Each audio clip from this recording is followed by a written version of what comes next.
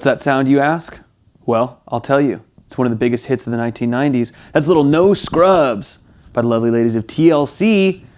And guess what else?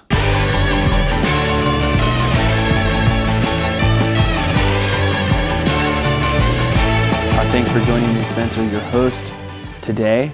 Let's dive right in. We got three main chords for this section. That is the verse and chorus of the song and intro, all the main parts there.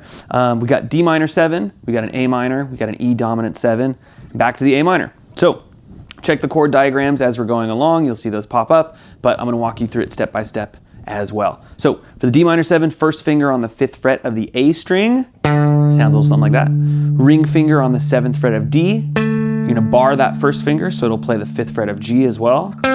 Middle finger on the 6th fret of B. Cool, and then we're going to arpeggiate that. I'm doing alternate picking, and I would very much appreciate if you did that as well.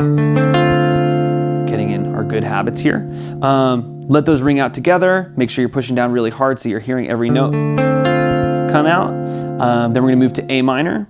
Move your first finger up to the 5th fret of the E string. We're going to skip the A string in our picking, but if you want to like set up the chord, that's probably a good habit to get into. So ring finger would go on the 7th fret of A, pinky would go on the 7th fret of D, and again we're going to bar our first finger. That'll take care of the 5th fret on G, B, and high E. So this chord will sound like this. Cool. Then we're going to move to an E dominant 7, hit an open E string, 6th fret on D with our pinky, 4th fret on G with our middle finger, 3rd fret on the B string with our first finger. So if we put those together, B. Cool, and then back up to that same A minor chord we just had. So all together, the first half of the riff is. Then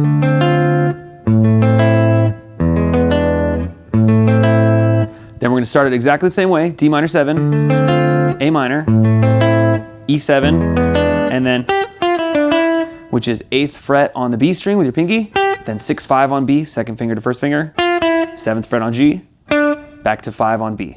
So all together is, second phrase of the riff is.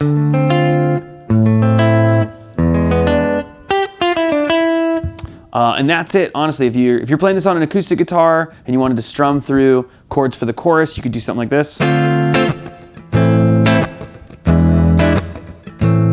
So the only thing that's different would be for that E7, we're going to use the A string now since we're strumming. So our shape for that would be still the open E string, ring finger on 7 on A, middle finger on 6 on D, pinky on 7 on G, first finger on 5 on B.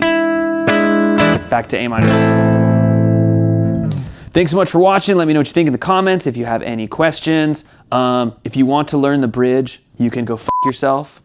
But you can also send me an email, and I am happy to teach that to you too, but it is a lot harder than the rest of the song, and I know that no one will watch that section.